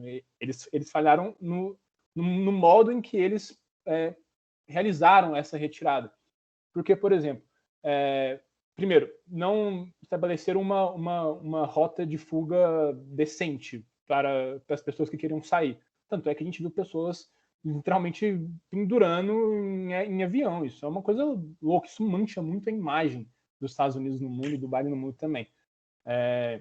Então, inclusive de afegãos que ajudaram os Estados Unidos, né, como tradutores, enfim, estiveram junto da ocupação, e agora esses afegãos que ajudaram os Estados Unidos, eles são vistos pelo Talibã como inimigos também, porque eles estavam ajudando os Estados Unidos. Então, eles não conseguiram preparar uma rota, foi muito mal executado isso, e também o serviço de inteligência falhou drasticamente ao não prever que o Talibã estava tão forte assim. O Talibã ele ficou muito forte durante os últimos anos, a verdade é essa, porque conseguiu controlar as plantações de papoula, que é uma flor de onde se extrai o ópio, que é a base da heroína. Então, como grupo insurgente, era um grupo que se baseava a sua receita, principalmente tinha outras formas, extorsão, enfim, mas principalmente em tráfico de drogas. E curiosamente, a heroína é muito forte entre consumidores americanos, né? Só para mostrar um pouco esse paradoxo. Mas ficou muito forte como um grupo insurgente. Então, tinha condição de realmente tomar Cabul e tal. Ninguém esperava, talvez fosse tão rápido. Foi até antes do 11 de setembro, porque a ideia do Biden era finalizar a retirada em 11 de setembro, amanhã, né? Mas o Talibã foi avançando e conseguiu conquistar Cabul e outras regiões do país bem antes do 11 de setembro. Então também falhou nesse ponto de vista da previsão do serviço de inteligência. E o discurso do Biden em si, na minha opinião, foi uma catástrofe tremenda, assim como foi a invasão de uma forma geral. Eu até discordo disso, eu não sei qual que é a sua opinião, Danilo, mas a Danielle Wood, também deu aula ali, amiga nossa, ela teceu comentários um pouco mais elogiosos em relação a esse discurso. Eu discordo completamente. Querer enganar as pessoas, falar que os Estados Unidos não queriam exportar a democracia, enfim, isso sempre esteve nesse sentido de criar uma nação, né, criar um país e tal, fortalecer as instituições. Tanto é que, enfim, quando o Bin Laden morreu em 2011, por que os Estados Unidos continuaram no Afeganistão, sendo que o objetivo era matar o Bin Laden? Ficaram mais 10 anos. Eles queriam realmente construir instituições, base e tal. E não conseguiram, por exemplo, isso fica muito claro com a questão das Forças Armadas. O maior exército do mundo, mais preparado, mais forte, treinando os afegãos, não conseguiram fazer com que o exército afegão pudesse ter um mínimo de resistência contra o Talibã, que era um grupo insurgente. Mas, assim, não teve o mínimo de resistência. Eles simplesmente largaram as armas. Falaram, tchau. Tinha piloto com caças da Embraer, empresa brasileira, que tem lá no Afeganistão. Os caras são pilotos, estão com uma aeronave, pegaram a aeronave e saíram. Simplesmente voaram para fora do país. Não vou lutar, não vou fazer nada. Então, assim, foi um desastre. Eu acho, em todos os sentidos, o Biden... E é curioso que o Biden ele sempre teve essa vocação para a política externa, né? Sempre foi, desde o início, um cara ligado à política externa, respeitado, inclusive entre republicanos, por ser um especialista em política externa, em ter contatos no mundo todo e tal, ser uma pessoa agora experiente, tanto no Senado e tal. Então, a experiência dele e o conhecimento dele em relação à política externa são dois pontos que agora estão sendo muito atacados, porque realmente foi um fracasso, mancha a imagem dos Estados Unidos. Quando a gente fala de soft power, por exemplo, não tem nada mais anti-soft power do que você ver pessoas se agarrando num avião querendo fugir e você não conseguindo ajudar essas pessoas. Né? Esse é o anti-soft power total. E no ano que vem tem eleições de meio de mandato nos Estados Unidos, né? Então, saber se isso vai se refletir ou não. Agora, do ponto de vista da democracia, Eu nunca fui muito assim, a ideia realmente é levar a democracia. A ideia é ter influência no país. Foda-se, desculpa a palavra, mas que se dane se é democracia ou uma ditadura. Os Estados Unidos são aliados da Arábia Saudita, gente, pelo amor de Deus. A questão de democracia está só no discurso. É só um discurso bonitinho e tal, para falar, olha, somos democráticos e tal. Mas na prática não é isso, não tem como, não bate. Mas o discurso, isso eu acho importante para mostrar o que pode vir a seguir, né? O discurso dos Estados Unidos tem democracia, tem direitos humanos e tal. E são alguns assuntos que não agradam muitos governos do Oriente Médio. Então, aí quando a gente tem um discurso de um lado com democracia e direitos humanos, você vem com a China, com dinheiro, mas sem discurso de democracia e sem discurso de direitos humanos, porque na China não tem democracia, não tem respeito aos direitos humanos, qual discurso que será que vai ser mais atraente para esses governos? Um governo de algum país do Oriente Médio? Aquele discurso em que me dá alguma coisa, mas publicamente pede ali que eu não posso matar jornalista e tal, falando aqui do caso da Arábia Saudita, ou um discurso de um outro país que me dá também dinheiro, faz investimento, mas não pede nada em troca. Pede só um apoio ali, talvez em alguma votação na ONU contra Hong Kong, contra Taiwan. Qual será que vai ser mais atraente? Acho que a resposta para isso vai definir os próximos anos no Oriente Médio. Minha avaliação sobre o discurso dele é muito parecida com a sua mesmo, né? Acho que eu cheguei em alguns momentos a falar que para mim foi uma fala covarde mesmo, né? Total. Porque se você pega e faz uma análise rápida, né? Eu acho assim, qualquer pessoa que assistiu sua fala aqui nessa 1h30 mais ou menos, pegar o discurso do Biden hoje e para fazer uma análise vai perceber, o cara aqui deu uma forçada de barra legal, né? No mínimo ali dá para sacar isso. E mesmo assim, Danilo, mesmo assim, tudo bem, a gente não queria criar um país, criar uma democracia e tal, a gente só queria derrubar a Al-Qaeda, derrubar o Talibã. Tudo bem, a Al-Qaeda está mais fraca do que era 2001, sem dúvida, porque, enfim, você realizar um ataque igual o 11 de setembro é uma força muito grande, está mais fraca hoje. Apesar de ter uma atuação ainda ali no Sahel, na África, no Iêmen e tal, mas o Bin Laden não foi morto no Afeganistão, foi morto no Paquistão. E o Talibã voltou ao poder, mais forte do que estava. Então, assim, foi um fracasso sob uma ótica ou outra. Foi um fracasso, não tem como falar que teve sucesso. Eu não consigo falar isso. Não, concordo, a gente faz a leitura semelhante em relação a isso. Bom, pessoal, a gente já está caminhando aí, são quase 11h30 já. Só um recadinho, né? A Juliana pediu para avisar que o link para os certificados já está aqui no chat da conversa. Então, para quem quiser aí, né, o certificado desse encontro, o link está aí no chat. Então, clica lá, vai lá, preenche os dados para que vocês tenham depois o certificado. E, pessoal, alguma pergunta? Sim, né? Então, já tem aqui uma pergunta do Lucas. Marcelo, você citou que a etnia Pashtun é majoritária no Afeganistão. Como funciona a questão étnica dentro do Afeganistão? A disputa também perpassa por noções étnicas? Os Pashtuns, eles são a etnia dominante no país, né? É como se fosse, sei lá, os árabes na Síria, que tem o árabe no nome do país, né? República Árabe da Síria. Então, no Afeganistão não tem um Pashtun, agora é um emirado islâmico do Afeganistão. A noção aí talvez seja um pouco mais religiosa do que étnica, né? Porque é um emirado islâmico do Afeganistão. Mas você tem minorias étnicas no Afeganistão que agora com o Talibã estão completamente fora do poder e fora de qualquer perspectiva de uma vida tranquila, porque vão ser perseguidos. Tem minorias étnicas e também minorias religiosas. Inclusive, é uma preocupação do Irã, porque você tem os xiitas na região ali, principalmente de fronteira com o Irã. O Talibã, como eu falei, é sunita, né?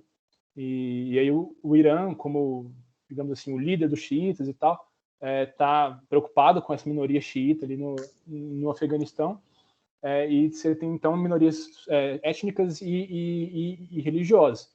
Então, respondendo a pergunta de forma bastante clara, hoje, o poder em si é só do Talibã, são formados principalmente por pashtuns. Minorias étnicas não vão ter voz não vão ter poder de decisão e, pelo contrário, vão ser perseguidas. Essa é a tendência. Não existe no Afeganistão o que existe em outros países como o Líbano ou o Iraque, em que a divisão do poder realmente é feita entre os grupos religiosos ou étnicos, né? No Líbano são todos árabes, então a etnia é a mesma, mas você tem diferença ali de cargo que é feito para sunita, xiita ou cristão, e no Iraque você tem uma questão étnica também, essa divisão entre primeiro-ministro, presidente do parlamento, mas no Iraque tem a questão também muçulmano, sunita e xiita, e tem a questão étnica porque tem os curdos no norte do Iraque. Os curdos no Iraque são sempre, depois da invasão americana, né, eles colocaram esse sistema, os curdos são sempre, os curdos têm sempre o direito de ter o primeiro-ministro, ou o presidente do Iraque. Então, esse tipo de divisão étnica, religiosa, do poder no Afeganistão, ele não existe. Com o Talibã, então, não existe menos ainda. É curioso quando a gente fala de poder agora no Afeganistão, porque o Afeganistão não tem ainda um governo propriamente formado. Tem agora, eles anunciaram ontem, um governo interino, né? Mas você não tem ainda muito claro quem vão ser as pessoas que vão comandar, mas de qualquer forma você tem a noção de que vão ser uma elite talibã, digamos assim. Até curioso, tem alguns jornalistas brasileiros que estão agora indo para o Afeganistão. Teve um que eu vi do SBT, chamado Sérgio Uti. Ele cruzou hoje para o Afeganistão. Ele estava contando na fronteira que estava uma bagunça, porque o Talibã não conseguia controlar, não conseguia passar passaporte, carimbo, enfim. Então, eles não conseguiram ainda, não estão conseguindo governar de fato. Então, o poder em si a gente vai ver nos próximos dias, mas sem perspectiva de ter, ainda mais um grupo extremista como o Talibã, sem perspectiva de ter algum tipo de composição étnica de acordo com o poder e tal. Essa questão dos pashto, né, é importante lembrar que um dos problemas para o Afeganistão é que eles estão divididos entre dois estados, né? Tem minorias pashto na Índia e em outros países do mundo também, principalmente de imigrantes, né? Mas eles foram divididos artificialmente pela Inglaterra com um tratado imposto ao então, né, Emirado do Afeganistão lá do século XIX.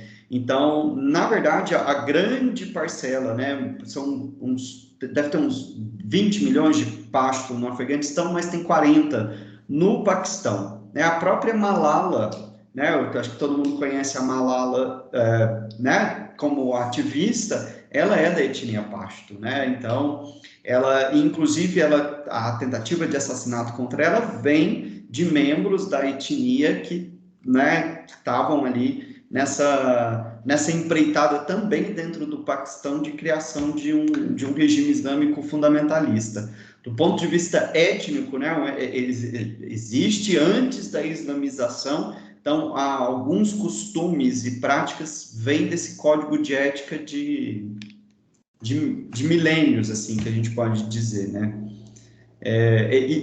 Essa questão é complexa, né? Países com muitas minorias étnicas, eles quando há disposição para a democracia, é complicado. Quando não há disposição para a democracia, tem guerra civil.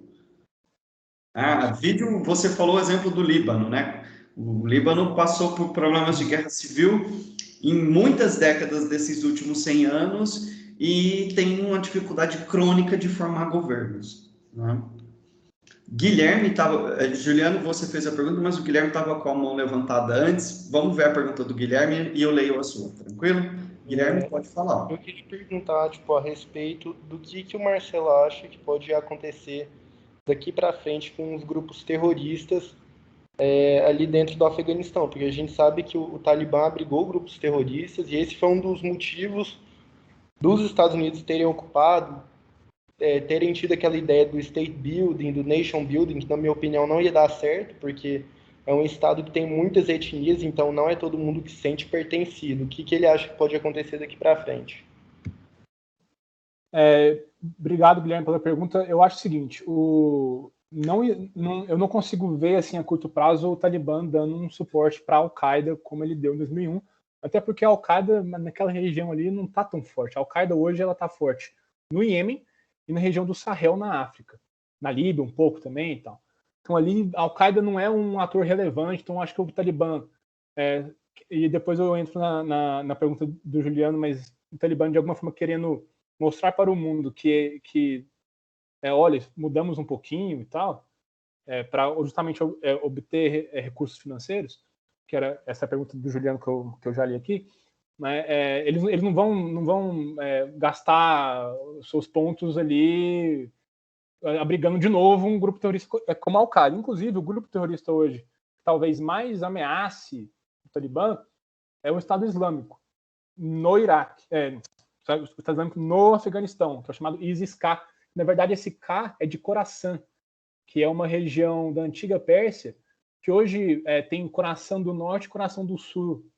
São províncias do Irã, mas o Khorasan histórico pega Irã, Afeganistão e Turcomenistão. De novo, mostra essa ideia de ter o ISIS, Khorasan, mostra essa ideia do Estado Islâmico de realmente não respeitar fronteiras, que é o que eles fizeram também com a Síria e com o Iraque, ao riscarem ali onde supostamente se passou o acordo de Sykes-Picot e tal. Mas o ISIS-K hoje é o que mais ameaçaria o Talibã, só que numa escala muito pequena. Assim, vai ser um grupo que vai fazer alguns ataques, igual fez um ataque agora recentemente, um ataque bastante impactante, um ataque grande, mas eles têm muito pouco combatentes. Eu tinha visto o número exato, agora de cabeça eu não lembro, mas eu posso pegar aqui rapidamente, só para mostrar como que a curto prazo não tem como eles ameaçarem, de fato. Então, vai ser uma pedra no sapato, e o sapato para o Oriente Médio é um item importante na vestimenta da região, mas a curto prazo, em termos de ameaçar, não vai ameaçar, e o Talibã não vai abrigar o ISIS-K. Na verdade, é até mais provável, não é tão provável, mas é mais provável do que o Talibã abrigar o grupo terrorista, é mais provável, caso o ISIS-K ameace mais os Estados Unidos, é mais provável você ter um diálogo ali entre Estados Unidos e Talibã para lutar contra o ISIS-K. Os Estados Unidos estavam junto com a Al-Qaeda contra a União Soviética, então, historicamente, se aliar ao Talibã para lutar contra mais um grupo terrorista não faria... não seria algo sem sentido do ponto de vista histórico dos Estados Unidos. Mas eu não consigo ver muito, assim, para responder de novo a pergunta bem diretamente, não consigo ver o Talibã abrigando grupos terroristas como abrigou em 2001, até porque eles querem mostrar para o mundo que eles mudaram, apesar de que não mudaram tanto assim também. Eu acho que você acabou respondendo também já a pergunta aqui do Juliano, né? Mas para reforçar, né, ele pergunta assim, né? Qual a origem dos recursos do Talibã? Então, de onde estão vindo esses recursos hoje? O que sustentou, por exemplo, a tomada do poder e o que o Talibã espera de recursos hoje? Eu dividiria a pergunta, acrescentando, né? Eu acho que é uma pergunta muito interessante, na verdade. Como que esses caras estão se sustentando no poder? Tá.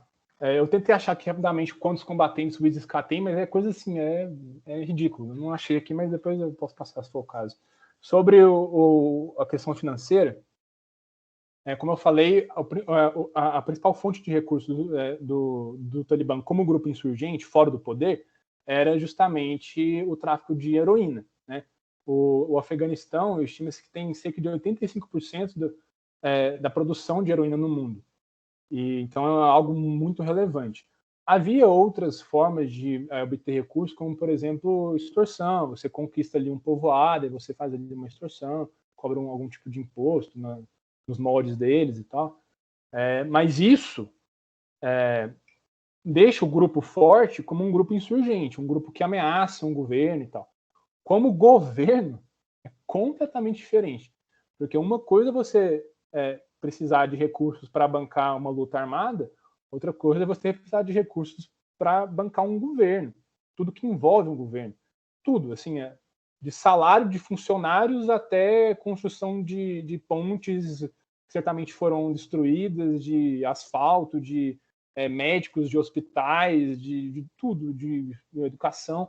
É dinheiro, gente, é caro isso. Então, em um país agora com o Afeganistão com os recursos congelados, principalmente em bancos americanos, eles não têm acesso a esses recursos, a esses fundos.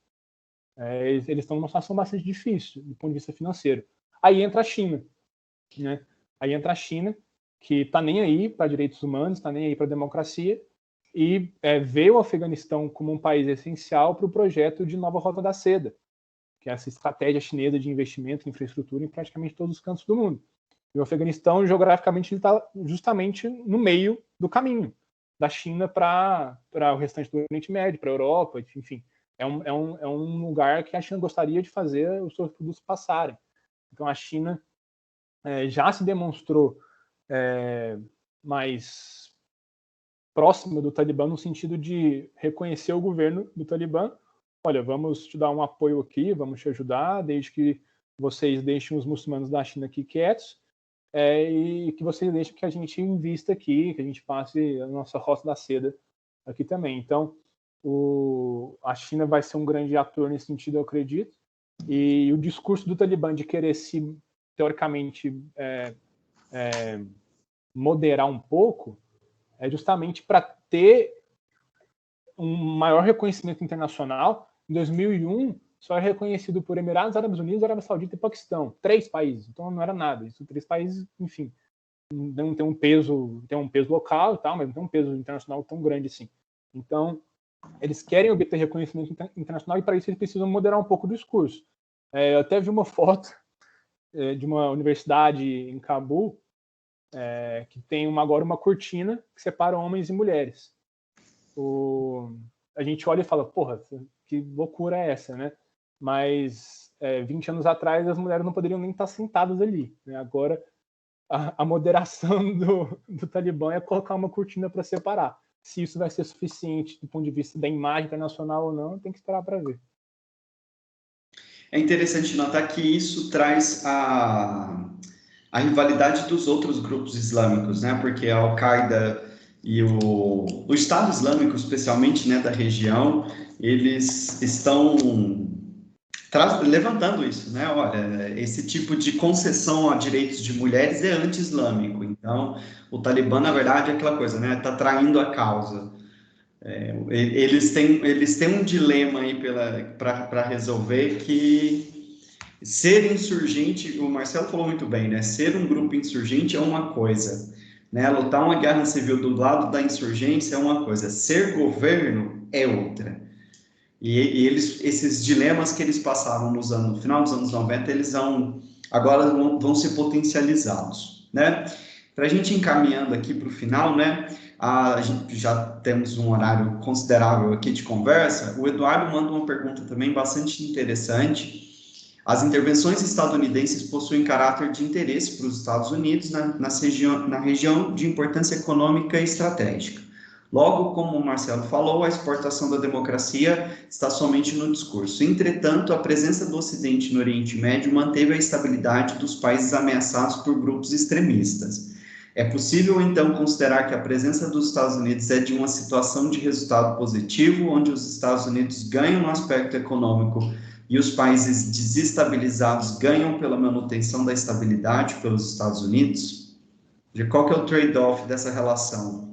Eduardo, eu vou separar a sua pergunta em duas, justamente porque tem 2 pontos. Primeiro, quando você fala que os Estados Unidos ganham no aspecto econômico, acho que esse é o primeiro ponto que a gente tem que analisar. Aí a gente tem que perguntar, quem nos Estados Unidos ganha? Né? O governo americano ganha? As empresas da indústria de armas ganham? Sim, de fato elas ganham.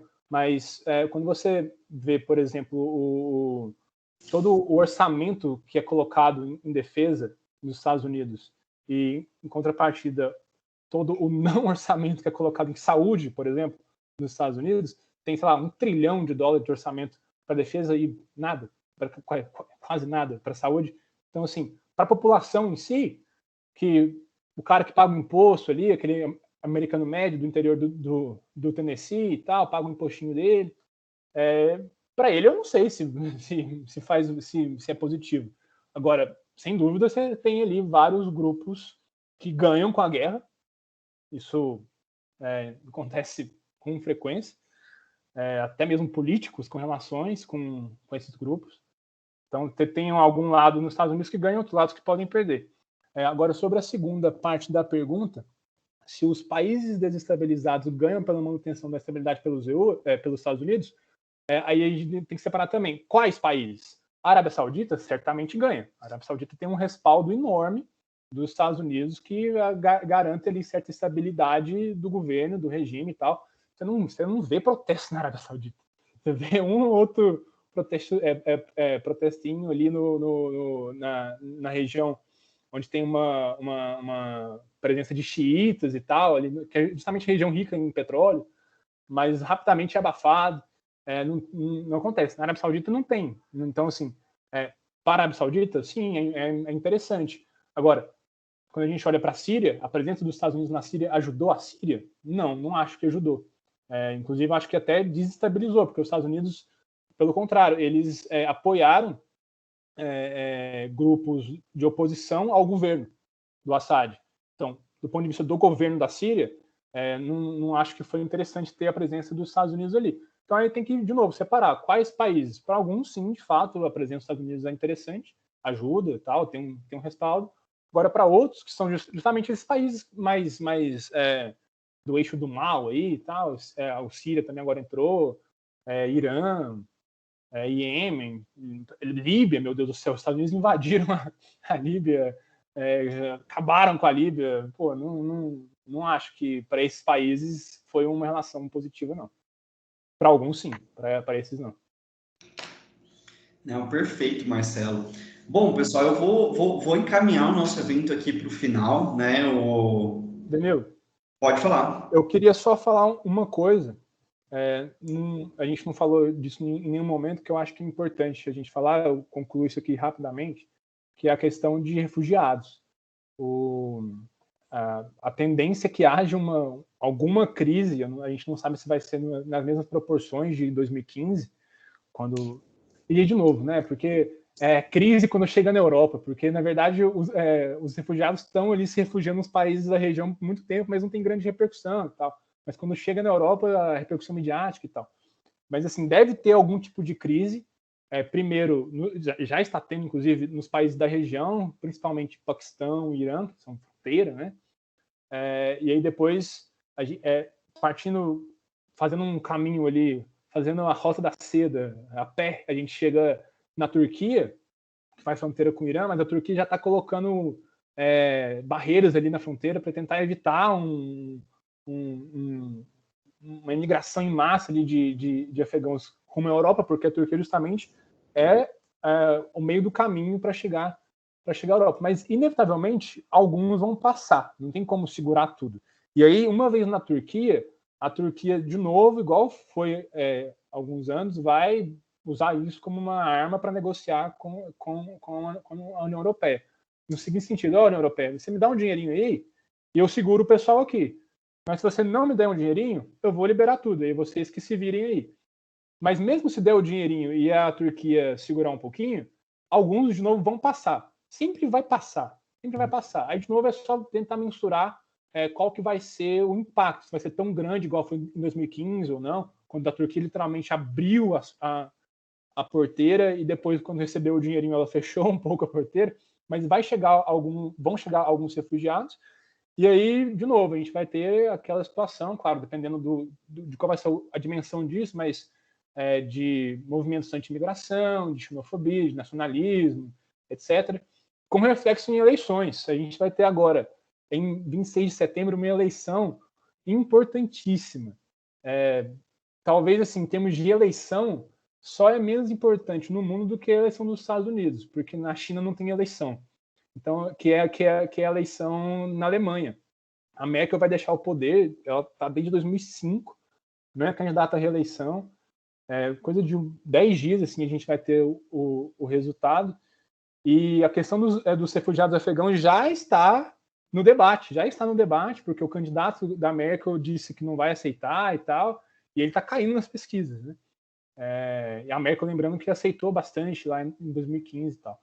E aí, dependendo de quantos refugiados chegarem, em abril do ano que vem a gente tem uma outra eleição que é um pouco menos importante, mas também muito importante, porque hoje a Alemanha é um principal país ali na Europa em termos de poder econômico e tal, que é o Macron tentando a reeleição na França.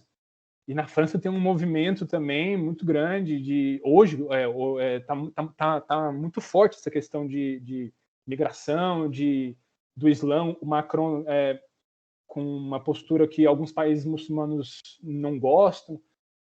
Então, de novo, eu acho que pode ter algum reflexo em eleições a curto prazo, talvez na Alemanha. Já está tendo, aparentemente, uma queda na porcentagem do candidato da Merkel, e em abril vamos ver se chega ou não na França. Eu acho que é importante a gente também ter em mente essa questão dos refugiados, né? Afinal de contas, é uma crise humanitária.